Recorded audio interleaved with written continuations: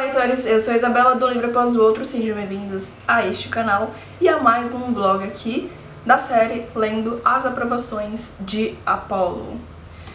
Estamos no último livro, minha gente, chegou a hora de ler o quinto livro e último da série, A Torre de Nero. O livro anterior, o livro 4, foi meu livro favorito, então assim, eu tenho expectativas um pouco altas para esse quinto livro. Nesse quinto livro vamos ver Apolo finalmente ali encarando Besta e Nero, né? Aliás, o super ego de Nero. E também o temido monstro Piton.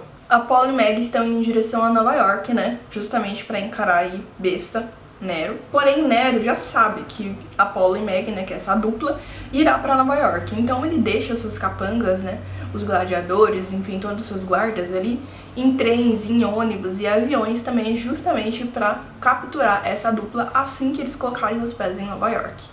Então Apolo e Meg estão ali no trem, indo em direção a Nova York, mas são surpreendidos ali pelos guardas imperiais de Nero.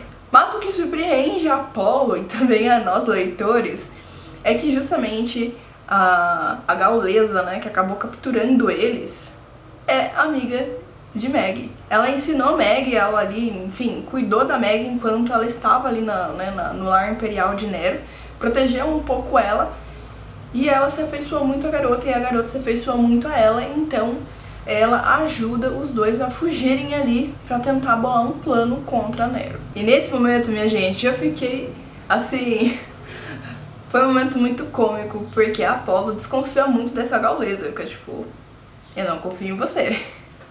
E ele fica até com um pouco de ciúmes dessa relação entre Meg e ela. Mas Apolo decide confiar em Meg, então ele fala, bom, se ela confia nessa daí, a gente vai confiar também. Enquanto eles estão no trem, o Apolo recebe a segunda parte da profecia, né? Essa profecia, ela começou no livro anterior, onde ele teve uma estrofe, mas ele precisava da próxima estrofe que rimava com a segunda parte ali, né, a segunda linha da primeira estrofe. Então a primeira parte dessa profecia dizia, né, que essa dupla teria que ir até Nova York para finalmente enfrentar Nero. Na segunda parte da estrofe, Apolo recebe uma parte muito importante dessa profecia, dizendo que um descendente de Hades iria mostrar ali o caminho secreto para a Torre de Nero. É então que ele pensa em quem? Nico.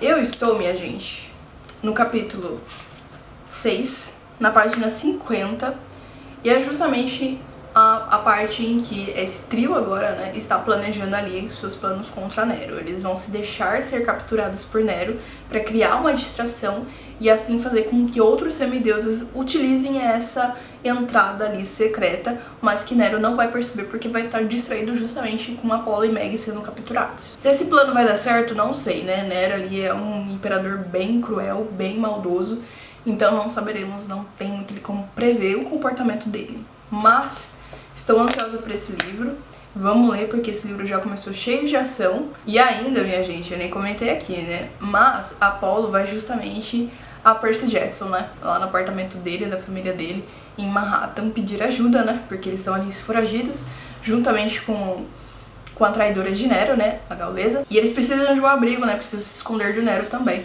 Então, Apolo vai até a Percy, porém, né, no apartamento de Percy, o Percy não está. Então eles conversam apenas com a mãe do Percy e com o padrasto dele. E é uma conversa, gente, muito interessante porque a Sally Jackson percebe o quanto Apolo mudou. É um momento, assim, muito emocionante de realmente ver o quanto Apolo mudou, o quanto ele amadureceu, o quanto ele cresceu e como seus pensamentos também são muito mais maduros e muito mais empáticos. Então, assim, é incrível ver esse amadurecimento da Apolo, esse desenvolvimento, sabe, dele, é maravilhoso. E vamos para esse livro porque com certeza vai ser eletrizante.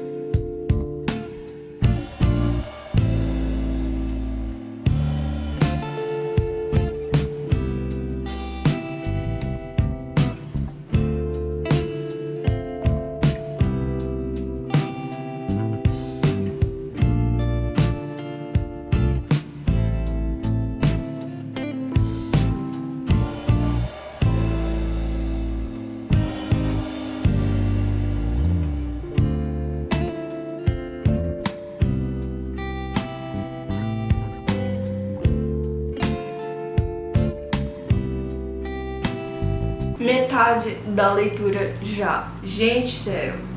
Essa leitura tá passando muito rápido. Esse livro, assim, eu tô lendo muito, muito rápido. Eu tô na página 170, capítulo 19. E, minha gente, a história está tensa.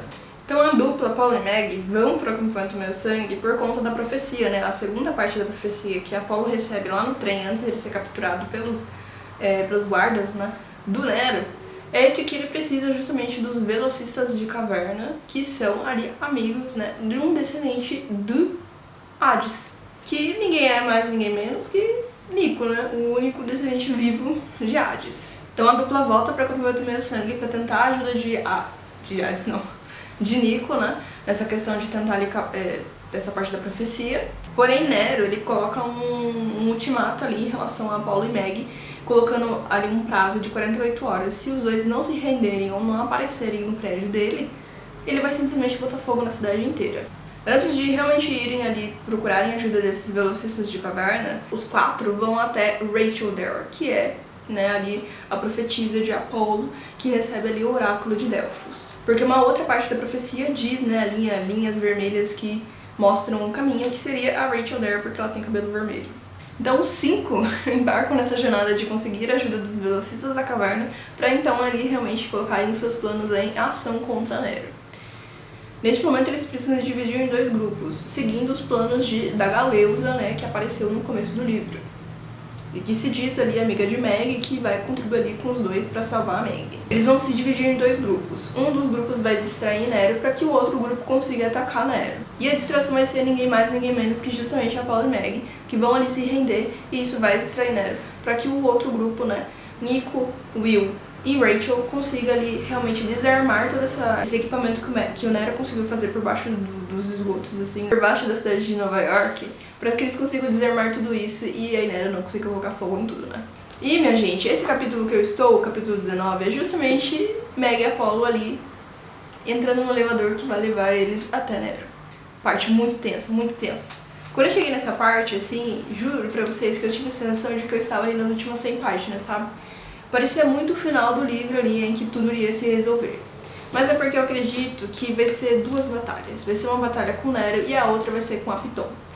Então eu acho que a Piton vai ser a última e mais dramática, é claro. Então é por isso que mesmo na metade do livro já parece que o livro tá realmente ali se desenvolvendo pro final. E assim como o outro, eu tô muito presa na leitura, parece que em pouco tempo eu leio muito, eu tô muito instigada e estou adorando toda essa interação entre Meg e Apollo.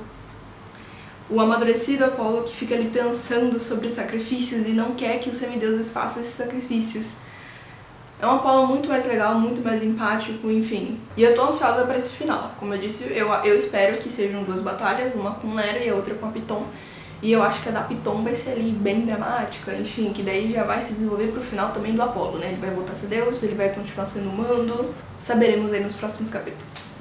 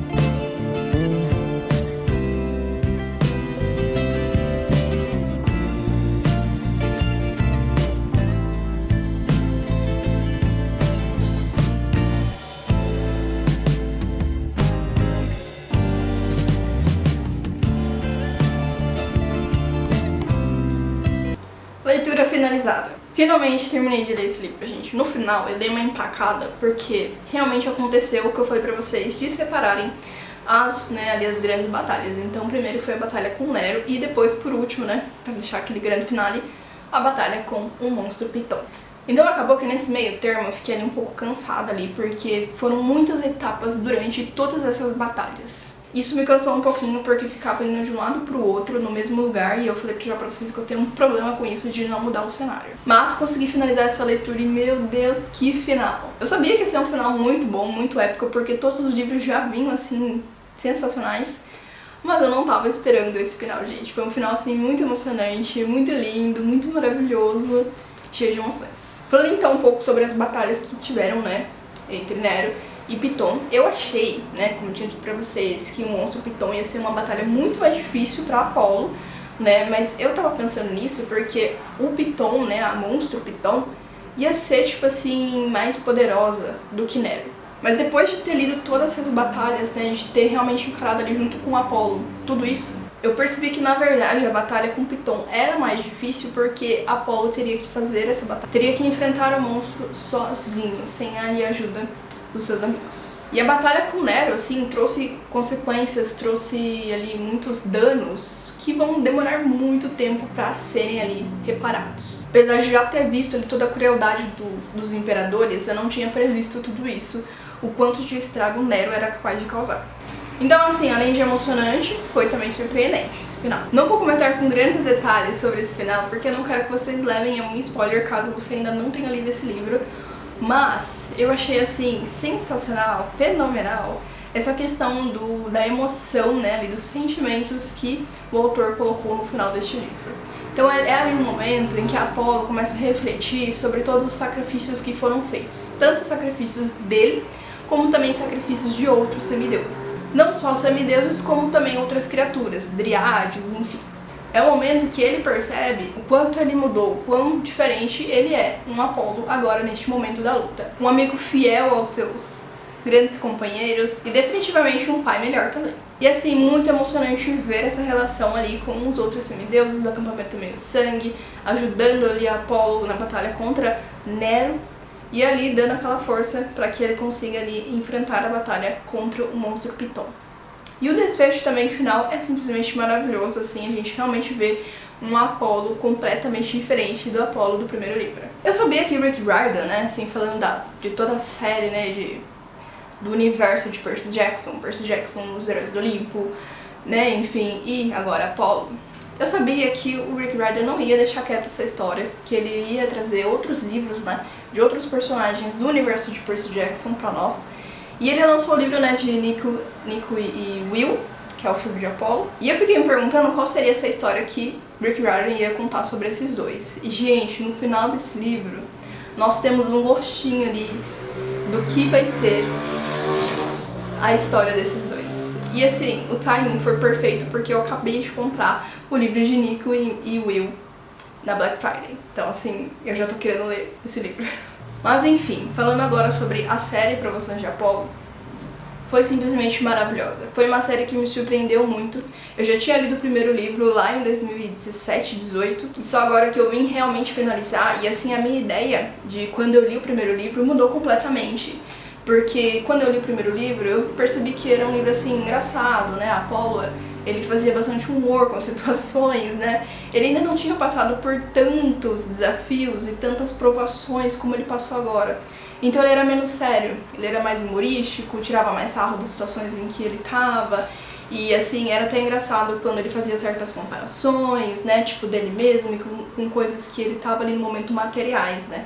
De que, tipo, ele não teria se ele fosse um deus, né? Tipo, ele teria algo melhor. Então tudo isso era muito engraçado, muito cômico, né? Então eu tinha uma ideia de Apolo muito diferente do que eu tenho agora, após, né, ver todo esse amadurecimento do personagem. Então assim, o Rick Riordan, ele conseguiu construir esse personagem muito, muito bem. E não só construir, né, ele, mas como também desenvolver toda a história e todos os traumas de Apolo, né? Durante todos os livros a gente vê ali grandes traumas, grandes erros que Apolo cometeu e que ele meio que jogou ali no esquecimento da cabeça dele para que ele não tivesse que lidar com aquilo. E nos livros ele realmente é obrigado a lidar com tudo isso, ele é obrigado a lidar com as consequências. E as pessoas que ele mais precisa, na verdade, são justamente essas pessoas que ele tanto feriu. Então também essa série me surpreendeu demais, demais, porque eu não achei que Apolo ia amadurecer tanto. Não achei que o livro ia trazer coisas tão sérias, né, assuntos tão sérios. Apolo toca muito no assunto do abuso psicológico que a Meg sofreu durante todos os anos em que ela estava ali sendo a filha adotiva do Nero. Isso é algo muito real. muito do nosso mundo, né? Não é ficção. E o livro fala também muito sobre perdoar, porque Meg foi perdoada, né? Porque ela traiu todo mundo, mas também não só Meg, Apollo também teve que se perdoar durante todo esse percurso ali, que ele foi reconhecendo os erros dele, e também não só se perdoar, mas também ser perdoado. Então assim, são inúmeros assuntos que todos esses livros, os 5 livros, trazem à tona, e simplesmente são sensacionais. O modo como o autor foi abordando todos esses assuntos com muita delicadeza e às vezes com certo humor, para que não ficasse um clima tão sério, foi maravilhoso, foi simplesmente perfeito. São livros assim que tem muitas coisas, muitas nuances, muitas camadas, e que parece que ele vai descascando tudo isso, sabe, realmente mostrando o real interior de Apollo. Nem mesmo Apollo conhecia. Enfim, foi uma série maravilhosa, assim como todas as outras séries do Rick Riordan. Eu simplesmente gostei demais, demais, demais. Apollo é um dos meus personagens favoritos agora. E agora eu tô ansiosa pra ler Nico e Will. Então foi isso, eu espero que vocês tenham gostado de mais um vlog aqui no canal. Eu fiz uma playlist do Riordanverse, com todos os vídeos sobre os livros do Rick Riordan, e também tenho aqui uma playlist de cada série pra vocês acompanharem ali livros específicos do autor. E eu vejo vocês no próximo vlog.